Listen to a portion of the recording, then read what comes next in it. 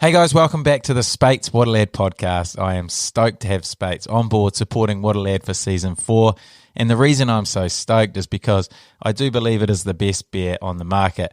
And the only real decision for me when I do go have a beer is, do I go for the Spates Gold Medal, the great tasting OG Lager, or the crisp and refreshing Summit Ultra with 75% less carbs? Always a very tough decision, but the beauty of it is there is no wrong decision to be made. So cheers to our mates at Spates for bringing you this episode. Good on you, mate. What a lad, what a lad, what a lad, what an absolute lad. What a lad, what a lad, what a lad, what an absolute lad. What a lad. Well, today I'm lucky enough to be joined by one of my favourite people to talk to on the planet. He's incredibly intelligent. He knows everything about rugby, business and life in general. And he's even released a children's book, which is arguably the greatest book ever written. And today's coming on to talk about life after rugby or life post-professional sport, which I know so many of you guys will find very beneficial. I know you already know who it is. It is the great lad, Tim, the legend, Bateman. Welcome, mate. Oh, mate. Well, mate, I was waiting for that intro. Mate. I've heard so many of your intros. I'm like, what's he going to say? Mate, one of the worst, I reckon, that one. Outstanding, mate. Mate, great to have you on, mate. First time I've had one of the sponsors' product during the podcast, Spates Summit Ultra. Couldn't choose a better person to share one with, to be fair. Yeah, cheers, mate. It's bloody good to be here. Have a beer with you. Yeah, and this sort of came from, I guess, a couple of weeks ago when we were both talking about life post-sport and I guess some of the challenges that are involved with it and some of the stuff you were talking about, and ended up coming up with 6, I guess, challenges you thought were the key to overcoming, and something that I thought, there's some good stuff in here. It'd be cool to be able to share this with the people who are in that position or coming into that position for that time, I guess.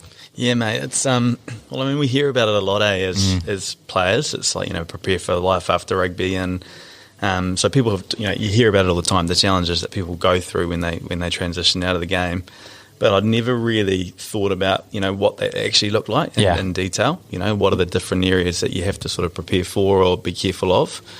And so it was actually cool talking to you about too. Obviously, we've sort of both finished around the same sort of time, and we're both sort of, a year to two into retirement now. And I reckon it does take about that time too. It's sort of that, I reckon a year and a half after finishing is when it actually feels like you have finished. Like that first 6 months you're still watching the game and think, but I could still be out there. When really, well, you retired maybe 5 years earlier, but you just kept going back to Japan. Yeah, exactly. But no, so I mean, for me, there was like what it sort of boiled down to was like I reckon there's 6 things. I reckon there's like 6 like fundamental things that are challenges that will come up for every single player. And the reason they're challenges is because like rugby provides all of those for you without you even realising it. So in a nutshell, really, the 6 things are like your physical self. So obviously you train, you're looking after yourself physically. There's your mental health. There's a huge amount of support around your mental health. The third one is your social well-being, effectively. I guess the ability to with your mates every day and all that sort of stuff. The fourth one is around finances. You looked after financially really well as a player, and that whole piece is taken care of. The fifth one is around structure. It's like if you sign a 3-year contract, you pretty much know where you're going to be, what you're going to be eating, what you're going to be training like in 3 years' time. It just provides like a real amount of certainty. And then the last one is like that sort of it's like passion or purpose piece, and we can get into each of them. But I think for me, they're the 6 things that rugby, as just being a rugby player, provides you. And it's not these things aren't all unique to rugby, but they're all things I think you have to think about when you're transitioning out. Like, how are you going to look after yourself physically? What are you doing socially? What are you doing mentally? What is this thing that you need to satisfy in that passion or purpose piece? Because each of those things, when they're not there, that's when I think challenges really come up. How did you come up with the 6 sort of pillars or challenges? Like, what were you doing to come up with that sort of list? I think one thing I've always been quite my brain's probably racing a million miles an hour, and I think introspective is probably something that I've always been, and so it was really just reflecting a lot on like my own challenges when I'm finishing. So like the immediate one for me was physically. It was like shivers. I actually have to do something to look after myself physically. It's not on my schedule. It's not on my schedule, and there's, the rest of the life takes over, and all of a sudden it's like, man, I'm starting to blow out here. And I can see myself going down a track where all of a sudden, and you see that with a lot of guys, It's like building a physical routine post rugby, I think, is so important. What are you doing to look after yourself physically? Because that just flows into everything else. Like in rugby, your training it's just looked after. You turn up and you have to do what the trainers and the coaches are saying, and that just takes care of all your physical health. When you're in the real world and you're working and you got family commitments and all these things going on, it's like, far out, where do I build this in? So like for me, like, it's not just the way you look physically either. It's all the hormones and stuff that looking after yourself physically does for you. Like you've got all these positive, like the dopamine, and the endorphins, the oxytocin of being around guys, all the training and in that environment where you're looking good, you're feeling good, you're away. As soon as you leave that, and you're not looking after yourself physically, you start feeling really crap. And so I don't know. That was a challenge that I noticed straight off the bat. I mean, I don't know what you did, mate. You're still looking shredded. So what did you do physically coming out of the game, mate? I did nothing, and that's sort of something I look back on. Obviously, my hip.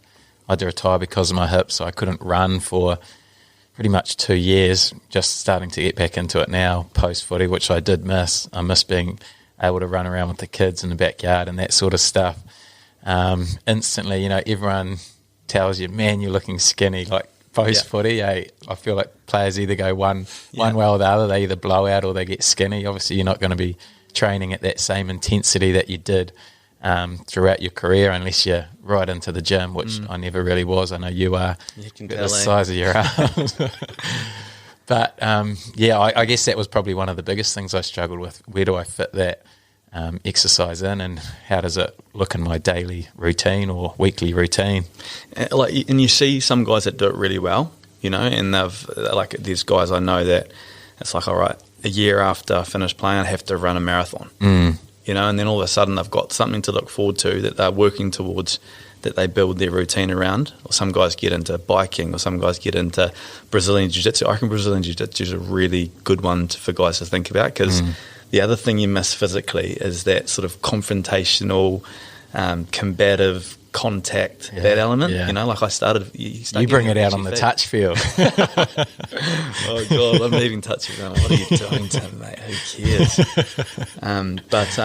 But yeah, so I reckon, it doesn't really matter what it is. Like some guys, they get into CrossFit, they get into, like bodybuilding. But I think whatever it is, like making it a routine and having some goals around it, like that is what we're used to. We're used to that. So I just think it's, if I was a guy coming to the end of my career, I'd be thinking, all right, I'd be trying to make some plans, anticipating that it's going to be hard. And I know that I'm going to have to get some structure around how I'm going to look after myself physically, because I swear, if you don't get that piece right, everything's harder. I mean, it's not as if the world ends. But I just think if you're going to make a transition smooth, like nailing that physical piece, I think is one of the key ones. I mean, you look at someone like Richie, like he's out there running bloody endurance races. It's next level, Yeah, it is. And it's like, I think that ticks a few boxes, there's, that we'll touch on later on, the sort of passion, purpose piece. But I mean, like we all know guys that have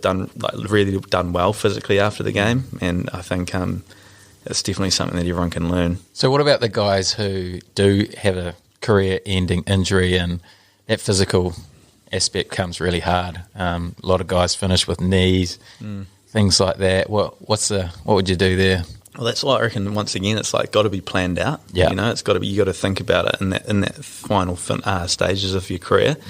Like biking, for example, was a lot of guys go to with hips and knees and stuff, because it's obviously low impact and you can do it for longer periods of time without damaging the body.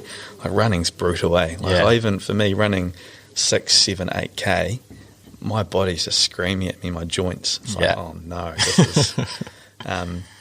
But also, like my training at the moment, I'm not going to get any fitter, any faster, any stronger. But I actually try and do all the different elements that rugby did. So on a Monday I actually do speed and repeated speed. Do you? Yeah. True. And it sounds a bit silly, but for me it's like if I want to go play a game of touch or a game of basketball, I want to be able to run fast without pulling a hamstring or doing a calf. Yeah. And it's like, I'm used to training like this. So I like that sort of training. So, to have a few broken Broncos and You're right. So that's my Monday. It's 45 minutes. That's all it takes. Yeah. Tuesday, I do a full body strength session. And that's, once again, there's certainly no records being broken anywhere near what I'm doing. I'm thinking this is training for the 50 years. That's why I'm approaching this. It's like I need to be able to train 3-4 times a week for the rest of my life. That's the way. It's like if I make it too hard, then I'm like, I could miss this one. Yeah, I think that's one of the biggest mistakes a lot of people make. Hey, they go too hard, too early. They set their goals too hard. Every day I want to do an hour gym session. There's just no way you can finish that. It's not sustainable. Yep. So make it real easy. So that's full body weights. Wednesday, day off, I usually float or sauna, ice bath. Just a bit of recovery in that day. Thursday, I do a HIIT session. Yeah. So 45 minutes, and then Friday I do a long run and an upper body weight session. So once that probably takes an hour. Yeah. But it's only 4 hours training total a week. It's at a time, as I mentioned, I'm not breaking any records, but I think I can maintain this for the rest of my life. And because the reality is people who are physically healthy when they're older, the other people that have trained 3 days a week forever, rather than they've smashed themselves for 12 weeks. Yeah. And become shredded. That's not sustainable. So finding something sustainable, I think, is crucial too. 4 hours, it still sounds like a pretty significant commitment, especially for someone with a schedule you have. Obviously, 2 kids, business owner, author now, into rugby coaching again with Crusaders development. So you got a bloody busy schedule to prioritise 4 hours for exercise. Is still, a decent commitment. It is, and I mean for me as well. It is top of my list though. I'm looking after myself has to be top of my list. Yeah, and that's this is a learning for for things that I've already had previously where where business will come first or rugby will come first or even family. I have to put myself first because if I'm looking after, it's the whole aeroplane analogy. Put your own mask on first before you start helping anyone else because ultimately our kids and our wives and stuff are always going to be the most important things to us. But if we're not looking after ourselves first, then how do we expect to be able to look after anyone else?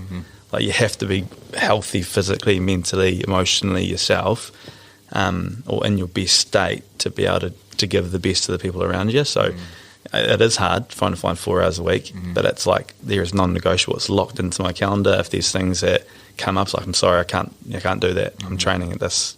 I don't say I'm training. It's a bit embarrassing. I've got speed. Yeah, exactly. I'm going to do my repeated speed session, but it's locked in. So my physical and sort of and recovery, sort of mental side of it. That's locked in my calendar. I get notifications that come to me to go and do it, and I think that's crucial to get right. That's a good learning for me because it's definitely not something that I've ever prioritised, and that's why I have struggled with that physical side. I'd always put work first, I'll put family first, I'll put all my other commitments first. Exercise is sort of the last thing I'll do at the end of the night if I've got time, and it does fall into the back burner more often than not. Well, it's another good point. It's finding out when you train good. Because I would have been 3 or 4 months, I was trying to train at 6 in the morning, and that's not even that early for some people. Yeah.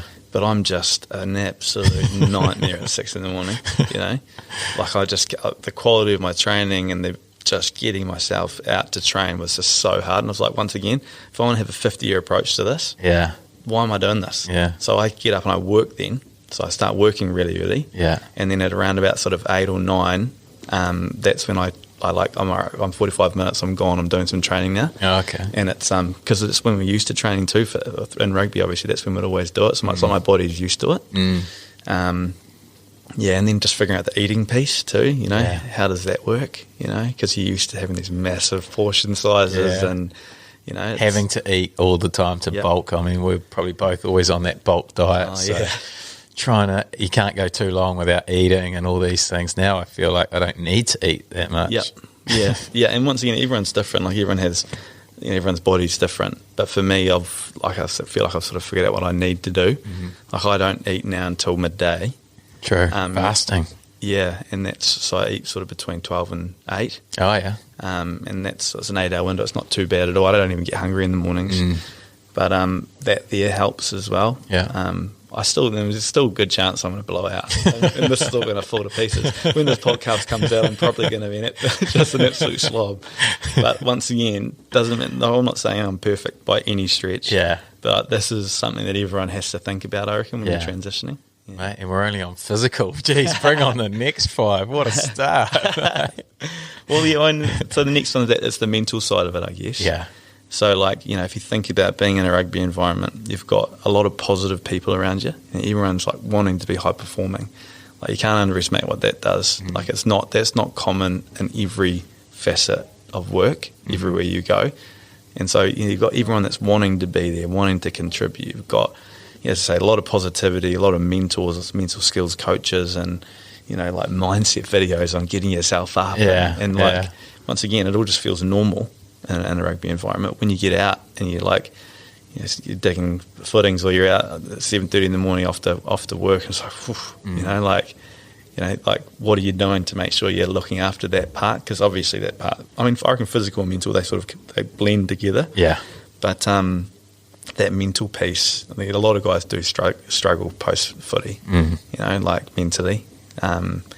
And so once again, there's not one size fits all, but thinking about like how you're looking after yourself mentally, who you're hanging out with, you know, that's actually lifting you up or, you know, pulling you back down. What are you reading? What are you listening to? If you're listening to this podcast, you know, like, you're probably in a good space. You're in a great space. But you know, like, I just reckon being a little bit proactive around it, you know, like thinking about, you know, someone said to me once, you know, you're the sum of the 5 people you spend most of your time with. You know, and that was like a bit of, oh shit, that's, you know, and who you spending most of your time with. It might not be physically, it might be who you're watching on Instagram or who you're listening to on podcasts. They are effectively the people. If you wanted to see what you're like from someone else's eyes, it's actually, if you smash those 5 people that you spend most of your time with together, that's probably who you are. All right. You know, like, and so I reckon that's you know, sort of being careful with that. Yeah. You know? Who are yours?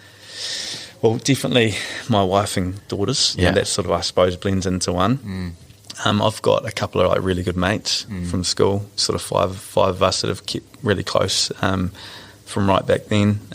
So we've got like a really good crew to trip away together every year and stuff. It's pretty awesome. But I think, once again, that the listening and reading, I do listen to a lot of stuff, and you know, there's a few sort of quite influential podcasts and stuff. I mean, this is one of them. You know, the wisdom of this podcast is incredible. But I just think that's something to be conscious of. Yeah. When you finish up. True. So the keys to the mental side, coming to the end of your career, what would you say the keys would be to nail? Knowing what makes you tick effectively, what gets you up, and that's different for everyone. So one of them for me is I've always been interested in certain things like the book writing or things like meditation and flotation and wellbeing, like learning about this stuff. It sort of engaged me quite a lot, and so finding what you're passionate about and what you enjoy doing, and then actually just making sure you're carving out time to do that stuff. You know, if you know that it's important that you're learning, then make time to learn. You know, if you know that it's an important part of your life mentally is being able to sort of manage anger or you know, like deal with frustration, or you know, you're nervous, you need to start pushing yourself outside your comfort zone, like understanding what those limitations are and actually just trying to find ways to develop that, I think is I think it's a tough one. And as I say, I do think they blend in with physical. Yeah, nice. Okay, that's 2 down. 4 to go. 4 to go. Yeah. What's the next one? Well, you know, we talked about this too, but you know, it's the social piece of rugby. You know, like you turn up to a rugby environment, and like you've got guys like, you know, guys like Richie Monga who's just taking the piss constantly. Yeah, it's fun. You know, you're like, there's a lot of banter, a lot of you know, you pretty much, you know, even if you moved overseas, say you go to France or you go to England or you go to Japan, you're walking into 50 mates. Yeah, it's really what you're doing. You know, like you got 50 mates that you're going to be your social stuff just taken care Yeah, of yeah. for you, isn't it? Yeah. You know? Like I'm sure you found that too. No, I think it is. I look back on my career, and there's definitely my favourite part of the game is all those memories you have after games. You know, travelling, like you say, those moments in the sheds or the banter at training, the people that you meet, especially when you travel around the world to play. You meet so many cool people that you keep in touch with, and you just have that connection with. Definitely one of my favourite parts of the game, and when it's gone, I was fortunate enough to sort of stand there with the coaching, so I still felt like I had that part of it, or at least a little bit of it in the management circles rather than the players. But talking to different people and on the podcast as well, it's definitely the one thing people miss the most is going from having that group of friendship to then, shit, now who are my friends? Who do I hang out with? It's awkward to message the players now because they're all doing their own thing. Yep. So those friends are almost sort of gone unless you're really tight with them. But Yep. a lot of them will just stay in their rugby circles. So really important to have those friends outside of the game. That's so true. You're right as well, that awkward feeling of when you finish playing, you're like, oh man, I don't know if I'm, because even though you're mates, Yeah. you sort of all of a sudden when you're out, you're like, oh, am I going to be that annoying guy now? Like, Yeah. who's saying, hey, bro, do you want to catch up? Yeah. But you're so, I mean, that's me too. Like the best times through my whole career, they're all just funny moments in rugby. They're all the moments that I remember from the game. Yeah. And there's not many jobs that you have such like-minded people in a group. Like obviously you've all got one big thing in common, which is sport, but Yeah.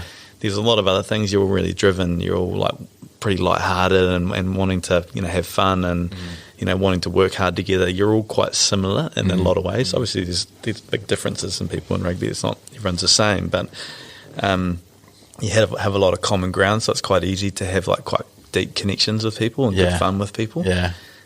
So when all of a sudden you're out the other side, unless you've got something, once again, unless you've thought about this stuff, like it's a challenging one. Yeah. I mean, for me, once again, like I had a couple of really good mates from school that I was, still in contact with a lot, and we'd hang out and stuff together, and that's important, so we'll have touch games, or we'll be, as I mentioned earlier, go on trips together every year and stuff, and sort of feel like that I'm in a reasonable spot there with socially. Yeah. But I know a lot of guys that they go out of the game like, shit, like, I'm in this work environment, I don't really like anyone in here. Yeah.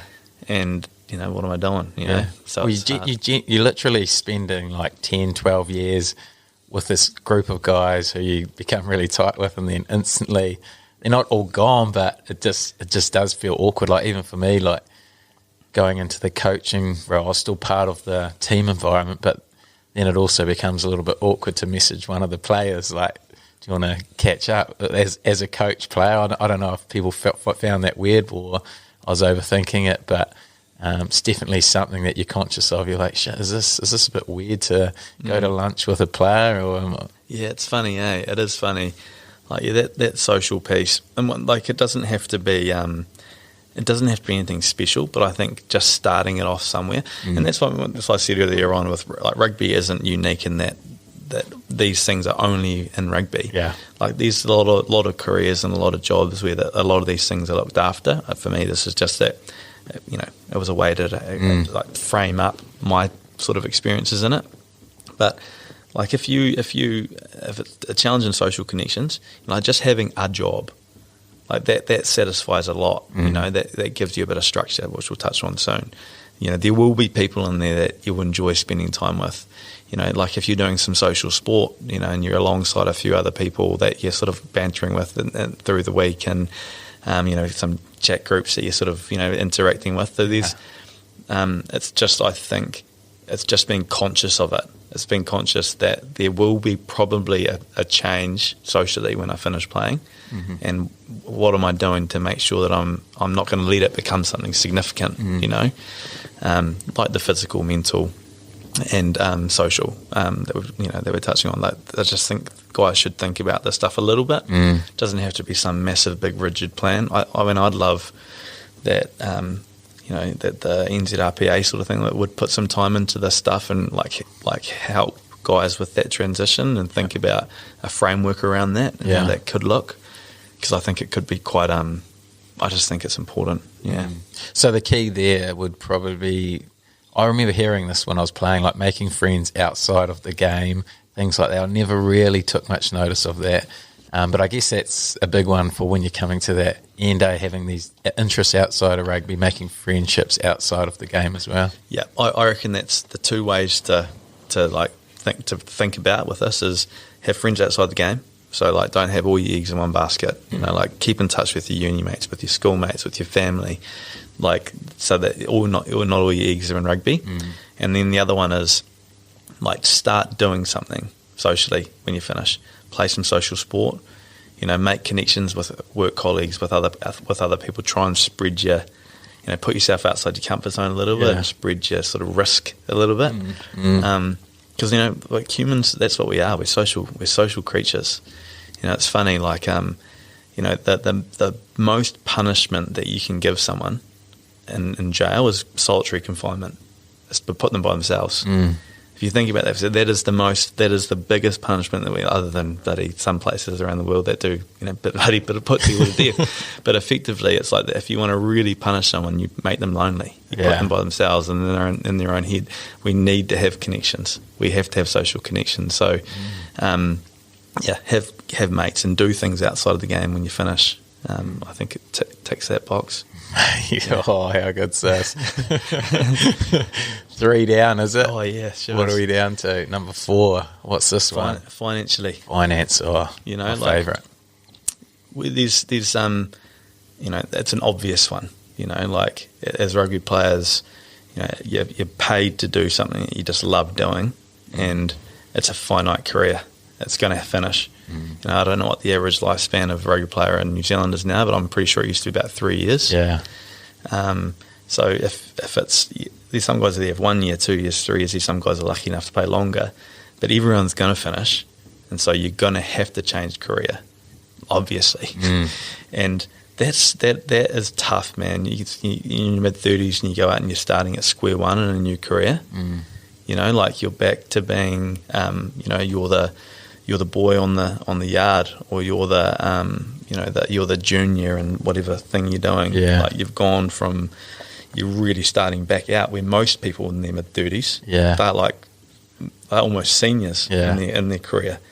And so, that obviously takes a hit to the mana a little bit too, but also in the pocket, you feel that you're going to start again somewhere. I don't know what you did financially through your career to help set yourself up for post-rugby. Well, mate, for me, that was like, I know a lot of guys sort of spend their money, they spend their paycheck weekly or monthly, whatever it is, and they get to the end and think, shit, man, what do I do now? I've run out of money, the stress piles on. I was the opposite. I was really conscious, almost too conscious the other way, that I felt like the only money I was going to make in my career was through rugby. So I was trying to save or invest every sort of penny that I made, and I always wanted to have a 2-year buffer financially so that there was no pressure on me to jump straight into the next one because I didn't know what I was going to do, things like that. And I was so stressed about it that when I got there and I did find a job, the relief I had, like that I had an income post footy was more than anything that I had in my career. So I was like, I'm at the point now where I'm more comfortable to spend money than I ever was playing, even though I was making way more when I was playing than I am now, just because I feel like you said before about the end of your career, it's always going to come to an end. I feel like I'm in the position now that I can make money for, the rest of my working life. Yeah. So the stress of having that ending date and not knowing when that was always something that hung over me. So I wanted to make sure I was financially prepared for that. Yeah, I mean, that's an awesome way to be, obviously, like really aware that it's finishing, and so you're preparing yourself for that. I was similar. I was probably less penny-wise, if that makes sense. So I always spend a lot of time on investing and, like what am I doing with the big stuff, the big rocks, but I wasn't very good with like just the little, like the dinners or the beers or the, just the little things that money can just disappear quite quickly in. Yeah. So I didn't go and blow, thousands of dollars on crazy stuff, but at the same time I probably spent, way too much on eating out and way too much on a night out, or, like just all those little things that when you finish, you've actually got to think, oh, actually, man, I need to, I can't just be bloody going out all the time. That money just disappears, So I think it's going to be different for everyone. For some people, they're going to have to adjust to way less money, and they're used to spending a lot. For some people, it's like, for you, like yourself, it's more like, actually, I can relax a little bit now because I've got the rest of my life to think about this stuff financially. But So for you, was how you went to Japan maybe 3 or 4 times? Was that a big part of it, like financially? Another top up, I guess. Yeah, massive. Like I know for me too, like the way that the decisions that we made as a family as well had a big impact on the way the decisions I made around money and rugby. We had kids. I had on my first year playing rugby. I was 19 with the Crusaders. I was still studying full time, and I had Shyla, our eldest. Yeah. So I was like, I always felt like I'm going to be gone here soon. Like they're going to realise that this guy's shit. Let's get him out of here. So I was always like half foot out a little bit. Just thinking, I was thinking about the next thing. So, which definitely I think is not the best way to be. If I could go back, if I could talk to my younger self now, I'd be like, mate, just be all in. You've got to be all in. If you're not all in, you're out. Once again, I'm not disappointed with it, but it was like a bit of fear around my own ability and having to look after Laura and look after the girls and stuff. Like I was like, actually, I need to get this right. So definitely that impacted my decision making around going to Japan. Japan, obviously, we got paid a lot better than we were paid in New Zealand, but also the other side was that you were to do a lot less effectively. A lot more time with the family. We were, back then it was 14 games a year, I think, that we were playing up here and 5 months off. That's when you're looking at that compared to 11 months and your intensity around everything. So and the salary you were on was world record. Coca-Cola Red Sparks have never quite recovered from it. It made a serious dent in Coca-Cola's profit. So it was. I mean, I joke, but it was good money for someone at my level. You know what I mean? And definitely eternally grateful for that. But I mean, regardless of what level are you playing, if you're playing professionally in rugby, you're getting paid well. To do what we love doing, and so. Even if you're not investing really well, I think learning about money is something you can do. Learning about that ultimately you want money working for you. That's the way I've always approached it. It's I want to have freedom of time, freedom of location, and freedom of finances.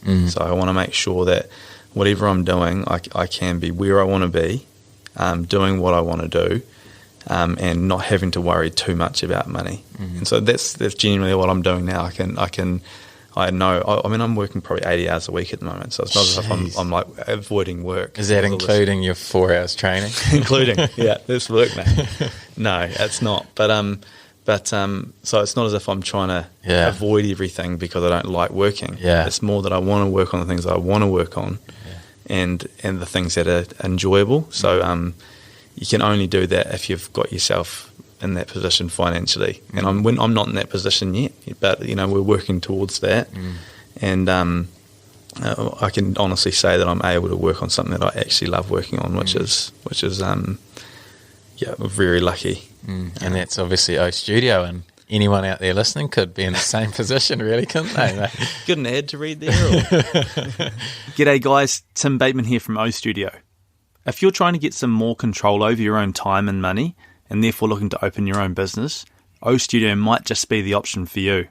Look, wellbeing is a $4.1 trillion industry worldwide, and we've found a model that works, so the key for us now is finding the right people to join the journey. If you're interested, fill in your details at ostudio.co.nz/lad, and I'll get in touch. Back to the show.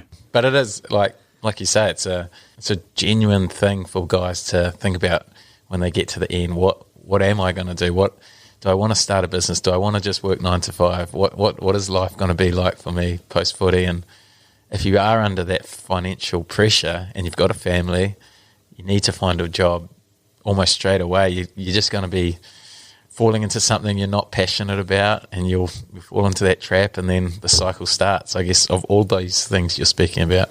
Yeah, I agree. Like if you can do something like what you've done, where you've bought yourself time to find out what you want to do, so you've bought yourself, you're effectively investing in yourself to give yourself enough of a buffer of time and headspace to be able to decide, actually, conscious decision, I'm going to go and coach. I'm going to do on podcasting. I'm doing this. I'm investing. I think that's the ideal scenario. You know, the reality is, I think for most people, is that it's that you're going to have to make a decision reasonably quickly.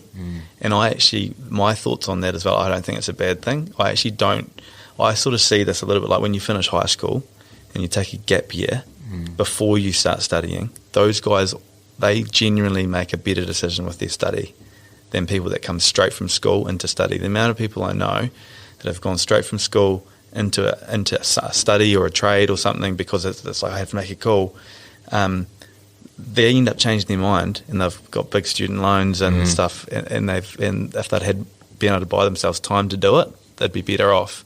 So I reckon treating your first year out of rugby like a gap year, where you're just taking something.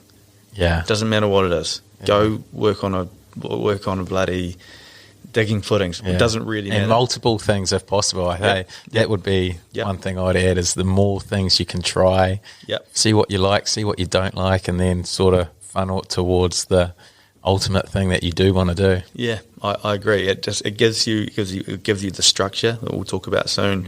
It gives you a little bit of financial support, so it buys yourself a little bit of time. It gives you some social stuff, just doing something, a job, but having in the back of your mind that you're still open to what figuring out what you really want to do.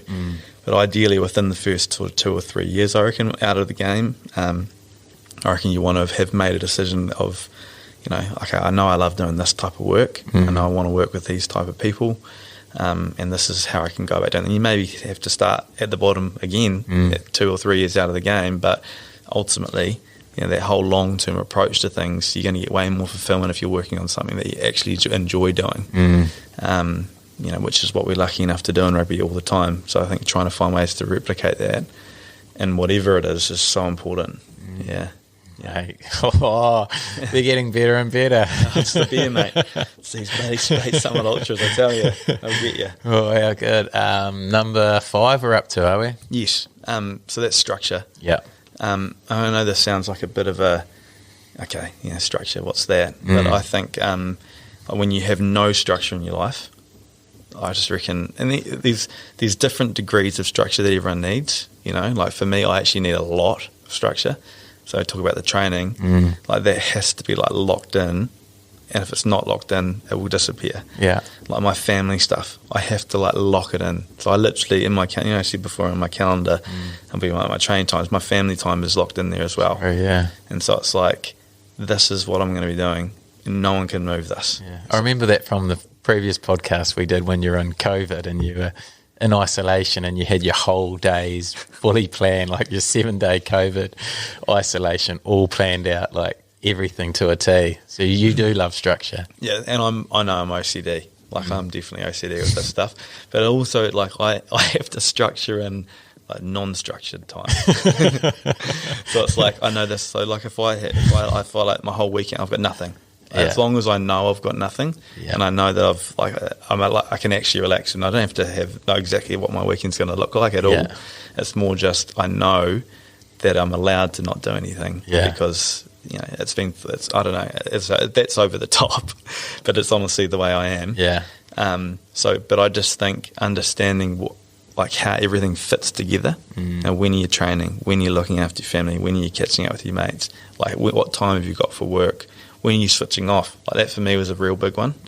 Like actually having to put a pin on, like this is when I'm stopping working, and then I felt better about it stopping working because it's like it's in there.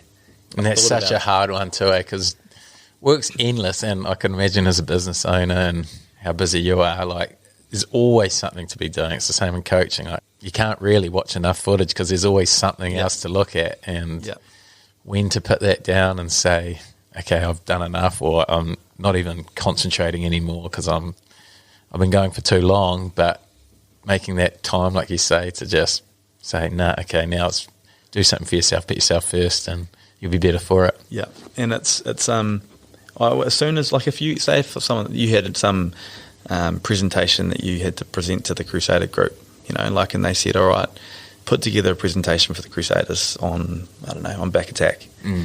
You could go out and start chipping away at that, and, you know, it might take you a week to sort of put together. It might take you 2 weeks to put together, I don't know. But if someone said, you've got to do that and you got to do it by tomorrow. So tomorrow at 2 o'clock you're presenting a back attack presentation, you get it done. Yeah. You know, and so you work to the times that you create for yourself. You work to your own deadline. So it's almost like, I think if you box things in, it's like, all right, this is the time I've dedicated to this, and I'm going to do it. You know, it's like it happens. You know what I mean? And so I think, like, once again, that doesn't just have to, like, you're right, you could sit and watch footage for hours. But it's like, all right, I've got 90 minutes, and I've got to smash this. Yeah. And that's all. The timer starts, bang. Yeah. And you're on, and it's like, I guarantee you, you'll get it done. Oh, no doubt. And you're less distracted too. Obviously, so easy to be distracted when you're doing things like that, you know, which are important, but, you know, they're just sort of extras, and you get a message from someone and you get caught on your phone for another few minutes, and just the distractions of life. You're starting to talk to someone and things like that. If you've, like you say, if you zone right in with the time, you got to get this done. Yeah.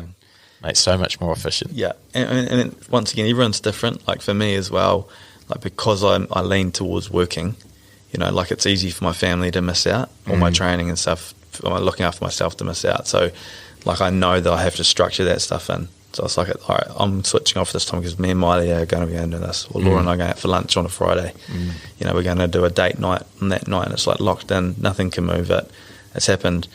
And it may seem it's almost like a little bit cold. You know, it's like, you shouldn't have to structure time in for your family. It should just happen naturally.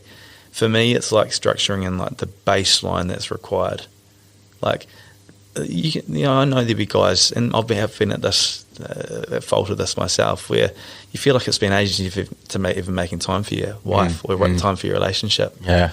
Like, we'd all love to say, oh, it just all comes naturally and it's just easy. We make this stuff, we're just off the cuff and it just works out. I mean, if you can do that, amazing. Yeah. But for me, it's like, all right, what happens? What do I have to do weekly for it to be just baseline? You know, like, so that I know that Laura and I are making time for each other, and I'm making time for the girls. Anything that happens above and beyond that, it's like, great. You know, it's like, that is where the spontaneity and stuff comes in as well. Yeah. You know? So I think rugby gives us that structure. It's like, we know that we have a Wednesday day off, and we know that we haven't spent time with family. It's like, for most people, will do something with their family on the Wednesday because it's just there for you. Or you know that you have a Sunday off, and so, like, cool, we can do this. Or you're so finite with your structure already in rugby that you naturally build that in. Whereas when you leave the game, there's so much more fluidity in life that structure can fall off the wayside really quickly, and you can start leaving your partner by yourself, and your training starts disappearing. Your relationship with your kids sort of go away a little bit. And so I think, once again, I'm not telling anyone to, like, say that they have to do what I do, because everyone is so different. But I think thinking about that stuff is important. It's an interesting one, because it's also something that, when I wasn't in the rugby scene or in coaching yet, I enjoyed not having, you know, being able to go to a wedding or something which is on a weekend. You know, when you're a rugby player, you've got no say in when you can go to events. It might be an awesome event down the road, but you've got a game, and when you don't have that such rigid structure that you do in a rugby career or sporting career, you've got that opportunity to do these things again, which is something that I quite enjoyed when I had a sort of 6-month time frame when I wasn't in coaching or rugby. Yeah, you're so right. You all of a sudden, you've got so many more options. Like, there's a concert on. Sure, you go, oh, I don't know. I mean, I don't have a game. I don't have to worry about drinking beers. And you know, like, you've got way more options when you finish. That rugby answers them for you. It's almost like the packet of chips, you know, the ice cream. It's like, and rugby makes those decisions for you. You know what I mean? Because, you know, you got skin folds coming up. I was like, oh no, not that time again. But so, like, I think being conscious around your decision making, and the only way you're going to get conscious around your decision making is by having some sort of understanding of what you want, and that for me looks like structure. And so I'm not, like, I know I sound like overly OCD, but I do have a lot of time like where it's flexible, you know, and but my flexible time is Structured. Structured free time. exactly, and I can enjoy it more, you know. Yeah. Like, it's like I know there's nothing waiting for me, anything that comes up. So no, that's got its place. That'll be dealt with then, because I'm doing this now. Yeah. You know? I like it. Yeah. Oh, good. Okay, and number 6, final one. Oh, yeah. Save the best for last. Yeah, the best for last. I reckon this one is underestimated, and I reckon it's so it's passion and purpose. Yeah. So rugby, we have that. You know, every week it's almost like you're going to war. You know, you're like, all right, we're in this together. We're on this journey. We're taking this team on. You got that physical, like, combative feel around this. Like, man, we're trying to win this thing. You know, and that just gives you a huge amount of, like, forward focus, almost point of reference at the end of the week that you're working towards, and everything's geared towards this, like, purpose. Like, when that goes, then there is no real, like, it feels like it's a way less of amount of a purpose to a week or a purpose to anything, to a season. It can feel like, what am I even doing here? Yeah. You know, what am I working towards? What is this? Yeah. Like, with no goals, you feel like you're just sort of in the wind, floating along. So once again, I reckon it's finding something. Doesn't matter what it is. Like, I've got mates that have got into Brazilian Jiu-Jitsu, and it's like, it's for them. It's like they get along, they know they're rolling, and they're trying to develop this, and it's like they've got this little thing that gets them away, or adventure racing, or it might be a business or a career that people are really passionate about, that they know what they're trying to achieve. They've got goals. That just makes you feel so much more set up. You know, you just that's living. You know. Yeah. Did you find that? Yeah. Well, I found, like, this podcast was my little thing that I was really passionate about. Started off as I was retiring after my surgery, and I was just so focused, and I just, you know, see the growth, and you see it growing and growing, and it was like became my little passion project. And each week, you know, trying to get another guest on and make it better and just learn, and that was the thing that I think gave me that that passion that you speak about. So it makes it exciting, eh? Yeah, I was like, every time I'd do an episode, I'd be pumped. It would become like my game day, you know. I'd get the nerves before it, the butterflies, like, oh man, I hope this goes well, I don't want to stuff it up. And then post it, you get that little bit of a adrenaline where you're like, yes, that went quite good, or damn it, I wish I did that better. And then you sort of review it after. It pretty much became my rugby replacement, and I felt like that was my thing that sort of got me through and helped me through that stage as well. It's such a good example. It's such a good example of it, of like, there's something that, because like, we want excitement in our life, you know, like the opposite of boredom is excitement, you know, and like you're going to be passionate about something that you're actually excited by. So finding something that makes you tick, you know. For some people, that's smashing themselves in the gym and bloody, you know, for some people it's big adventure races, for some people it's podcasts. So finding something that you're like pursuing is huge. Like they did this study on, like, it's called the blue zones around the world. So it's the zones around the world where people live the longest. So there's like these different hotspots of like their life expectancy and health is just way higher than anything surrounding them or elsewhere in the country. So there's a place in Utah, there's a place in Japan, a place in Italy, and a few other spots around. But it's like, what were the common threads between these blue zones? And there was a little bit of stuff around exercise and diet and stuff, but two of the real strong ones were like social connection, like we've talked about earlier on. So they all had like really tight social connections, and the other one was a real clear understanding of their passion and purpose in life. And so, like, you know, there's a reason why a lot of people pass away soon after retirement. You know, that's because, you know, it's because all of a sudden it's like this direction has sort of disappeared in their life. And so it doesn't matter what it is, but being passionate about something and working towards something has clear health, physical, mental benefits. I mean, another good example is like they've done studies on like veterans with PTSD. Yeah. And a lot of it for a long time they thought was purely tied to seeing combat, and so being in challenging, dangerous situations. And obviously there's a huge element of that for a lot of people. But they also had a huge amount of people experiencing PTSD type symptoms, so post-traumatic stress disorder symptoms, coming back from deployments when they hadn't seen any combat at all. Sure. And so what they this was a thing I was reading about, but it was effectively it's very similar to rugby. You're in this group away together, working on this thing together. You've got this shared assignment, this shared sort of collective vision and goal around what you're trying to achieve, and you're helping each other, you're supporting each other through it. And it's like it's getting you up every day. It's like, man, we're up, we're doing this, and we're going to that, and we're looking at this, and we're doing that.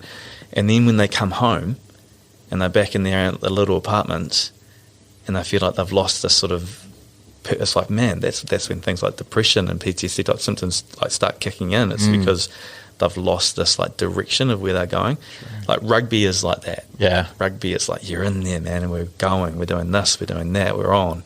And then you get out of it, unless you've got something that fulfills that, I think you're setting yourself up for extra challenges. I reckon. Do you know what it was around that blue zone? Why was those blue zones? What was their purpose or passion that, how did a whole sort of group have the same? So there was 5 things that they all had in common. I'm going to be terrible with this, but so it was so one of them was low meat diet.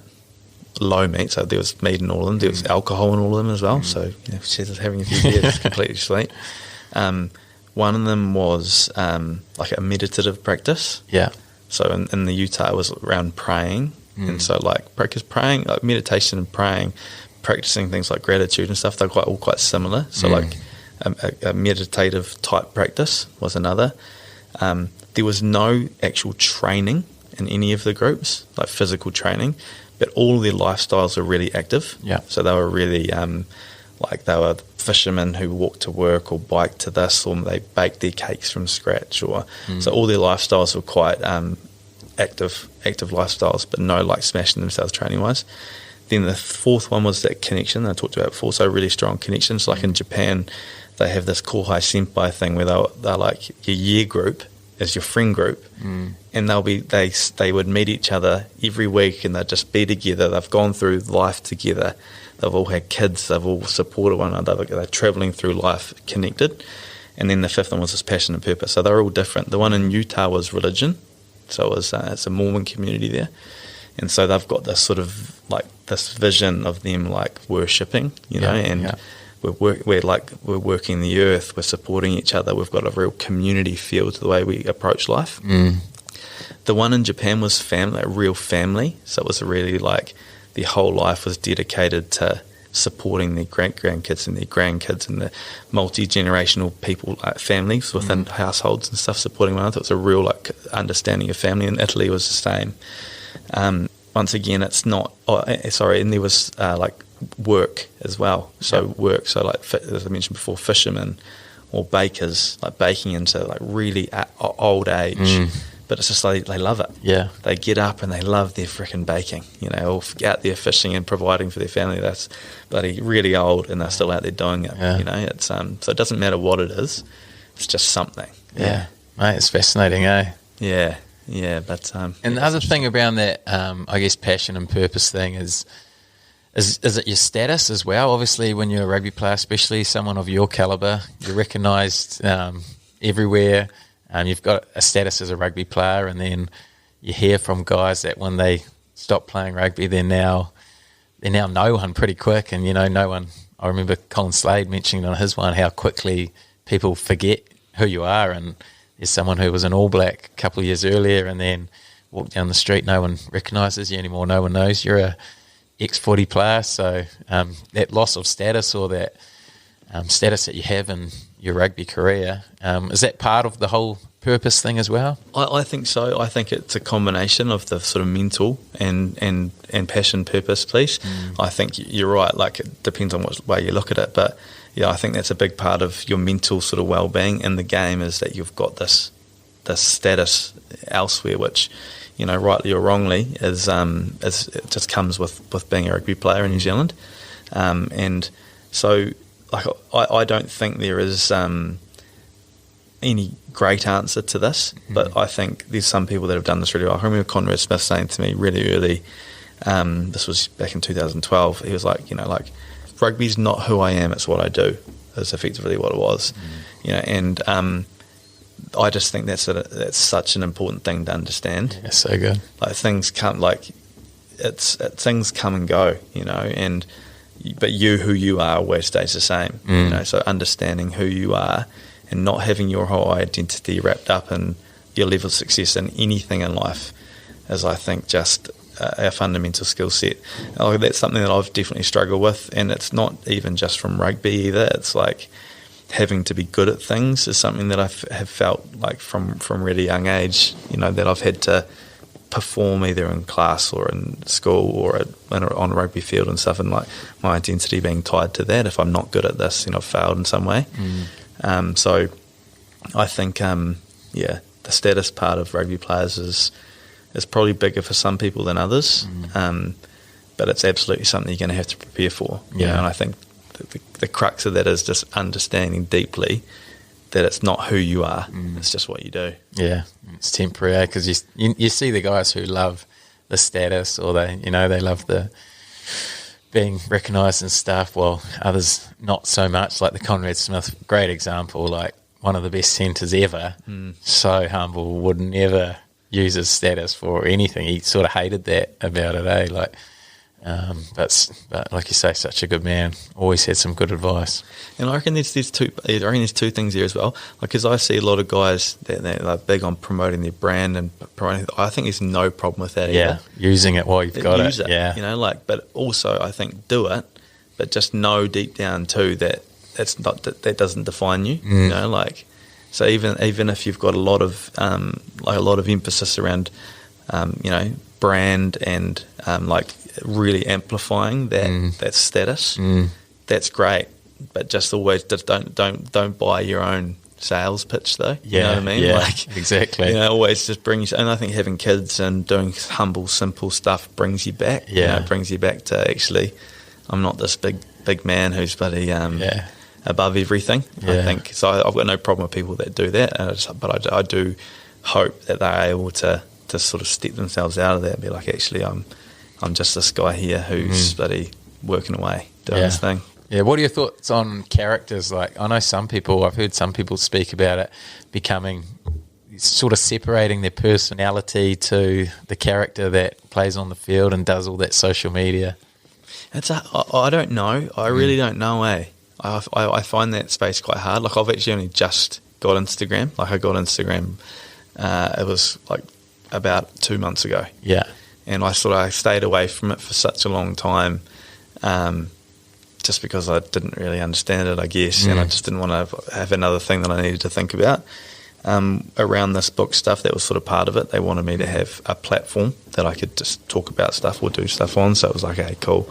I need to get this sort of, I don't know, I do find that quite a interesting one. Like, like I think of people like, even like in the podcast scenario, like Joe Rogan's obviously the biggest podcaster in the world. He's 100% himself. Yeah, he's just authentic. Like, he just sits on the podcast and talks. Some people like it, some people don't. But I think that most people do. If you're going by those numbers, exactly. And I think like, if that's in the analogy where these are a lot of podcasts that are really curated. Like, this is one of the things I love about this podcast too. It's like, it's really authentic. It's almost, it's just what you see is what you get. If you're able to be really authentic and not have this like persona over here and your real self over here, I think that's ideal. So you can always just be yourself everywhere. But the reality of the world is that, sometimes we do have to promote ourselves, and we have to, help amplify the brand and amplify things. So I haven't figured that out. I don't know. It's interesting. So where did the book, you spoke about the book, where did that come into the whole process and life after footy? Couple of great reads, written by yourself, Sad Banana, Lonely Lemon. Yeah. Two of the greats. Oh, yeah, I tell you. I've always enjoyed like writing and like lyrics of songs and poems and stuff. I've always enjoyed like words. Having kids as well, there was books that I really enjoyed reading, and you see that the kids really enjoyed as well. So it was always sort of in the back of my mind. But really, what the crux of it was, there was a couple of like key messages that I felt like I learned through my life that I thought were really important. So one of them was, that's right from Stoicism, but it's around you can always control your response. So it's like you have complete control of the way you react in any situation, regardless of what goes on. You've got the control to choose your response. That's like the message I think is important for anyone to learn. And so I wanted to like get that message into a children's book. And so that was the Sad Banana. Yep. And then the second one, the Lonely Lemon, was around like loneliness and understanding that everyone experiences feelings of loneliness, and what's the counter to loneliness? Like, how do you combat loneliness? For me, it's the stuff we talked about today. It's a connection, finding a genuine connection. So how do you find a genuine connection if you're feeling lonely? It's like putting yourself outside your comfort zone, being brave enough, having someone help you find that, but ultimately finding a connection somewhere. So it was like I liked reading children's books to my kids. I always liked writing, and then it was like these are two messages that I feel like I've learnt from, and I'd love to sort of put them into it. And it was just literally was a bit of fun, but it has been quite crazy, really. Just the response has been pretty awesome, so it's quite cool. Number 1 bestseller in New Zealand, isn't it? Not internationally. Internationally. Just kidding. There we go. But mate, it is a bloody good book. Like you say, there's books. Like, as a dad who has to read, 2 or 3 stories every night. I make that sound like it's not fun, but it is if you get the right books. Yeah. And there is books that when the kid brings up to you, you're like, oh, far out, not this one again. I hate reading this one. It doesn't really even make sense. Whereas, the Sad Banana, bring me that every night. It's one of the greats because, like you say, it does have a good message, flows off the tongue well, good pictures, good storyline. Oh, the kids love it. Maybe that was the thing that gave me the confidence, because there's some children's books that I've read along the way. I'm like, Jesus, I could write a book. Yeah. Surely if I'm reading this one, then I could do it. I mean, there's nothing special about the books. They have been a bit of fun, but as I mentioned, it's just give it a crack. It's something I've always enjoyed doing. Yeah. Why not? And I think that's such a key thing as well, is give it a go. If it doesn't work out, then who cares? Like you learn from any experience you do. So like if you're thinking about doing something, give it a crack. And what's the worst that's going to happen? Like, especially in that example, like you write a book, you release it, what's the worst someone's going to say? Oh, that's a crap book. Exactly. Who cares? You learned a whole process of writing a book, you put yourself out there and learned something from it. So I think that's an awesome attitude. Well, I mean, this podcast case in point, like what you talked about when you finished playing. It's like, this is something I want to give a crack. I don't know how, I saw something once around how many people start podcasts and finish. Yeah. Do you know what that is? I think it's a massive percentage don't get past 7 episodes, because that was always my first goal, was to do 7 episodes and then reassess, because I knew that it's like 80-90% wouldn't even get past 7 episodes. So that was always the first goal for me. And then I don't know, I think this might be 190 or something. Jesus, and, mate, what a guess it is. But it is the number 1 sports podcast in New Zealand, isn't it? If your book's number 1 in the world, I think this is number 1 sports podcast. But and that's it's such a good example of it. Like, who cares? Yeah, give it a crack. Just give it a crack. There's very, very few times that I've ever regretted doing something in my life. I think I remember you saying, like, last time, there's nothing in your life that you regret, like 0 things. Yeah, and that's genuinely. Yeah. I've made mistakes, don't get me wrong. Yeah. I've blown stuff out of poor investments. I've done stupid, behavioural stuff. But ultimately, like anything that's gone wrong, I definitely have. There's something that I've done better because of that learning as well. So I just reckon, I don't know, we all live, me included, I'm in my comfort zone too often. Like I'm definitely at my best when I'm like pushing my comfort zone, and releasing some children's books was definitely, man, my girls, when they saw that I was doing that, because they were a part of the process too. Like I'd send I was in lockdown in Japan, and I'd send Miley a couple of things like, what do you think about this? What do you think about that? And it was quite a fun process. Then when it was like, okay, these are going to be published, and they were out, they were just like, Dad, this is social suicide. Seriously, you're done. Like, you are done. People are going to be like, what are you doing? So it's sort of, but, you know, I don't know. It's cool for them to see that you can do different stuff too. Yeah. And it's just a bit of fun. And I think it's quite cool. Have you got more on the cards? Yeah, there's two more. Two more. Two more I'm doing at the moment. So Are you writing them at the moment? Yeah. Oh, sweet. Yeah. Any teasers? What do we? So one Sort of the 6 steps. yeah, the 6 steps to mistakes after rugby. So the sad banana and the lonely lemon, the first two. Yeah. The next two is the angry apple Oh, yeah. and the worried watermelon. Oh, true. Oh. Yeah. So like it's sort of like sadness, loneliness, anger, and anxiety. So The worry, emotions, the yeah. big, those sort of big ones. Yeah. So they're happening at the moment. Oh. They aren't coming along that fast. To be honest with you. How long would it take? How long would a book take to write? The first one, so in Japan, the sad banana, it probably took me 2 weeks of Okay. like an hour and a half a day. Yeah. So I did that structure thing. Yeah. So I had an hour and a half. I put the timer and I have to sit there. Sometimes I just sit there for half an hour with nothing. Yeah. You know, but I have to stop. So that got probably 90% of the book done, and then it was the end of my thing was like, I'm going to send this out. Yeah. And I'm like finished. And then they came back to me and said they were keen to publish it, and that was like back and forth of tweaking a few things. Yeah. Actually turning it into something that was readable. Yeah. Right. How good. And then, but then the Lonely Lemon, I was back in New Zealand, busy, so that took me a couple of months, and it was just like so hard trying to find the time.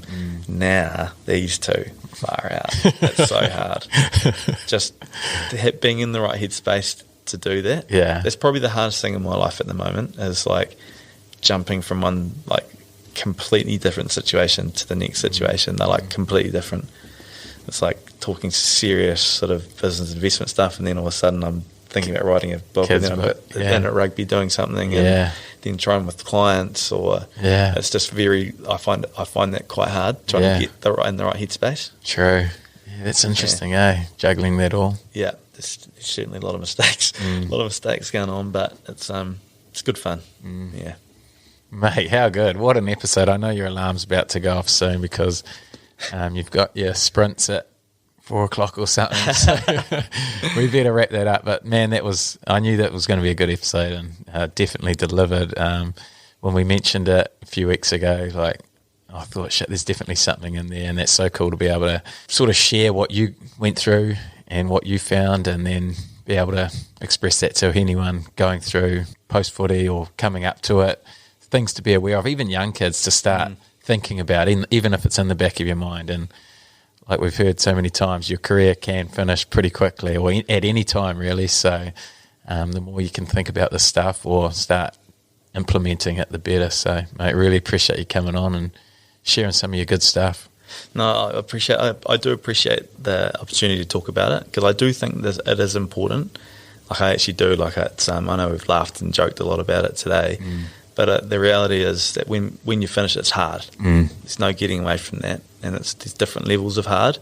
But hopefully that gives a bit of a structure as to the types of things that can become hard. And there is no one way of it working. You know, it's about, just as you've said just now, thinking about each of those things and what that might look like in your life, so that it's not as hard as it needs to be. You know, it'll still be hard, but it's at least you're prepared for it or anticipating what those things might look like as it comes through.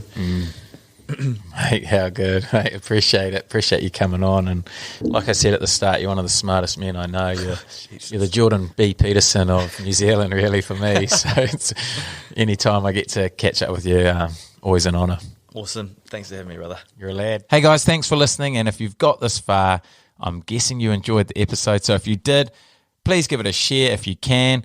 And also cheers to our mates at Spates for sponsoring this episode.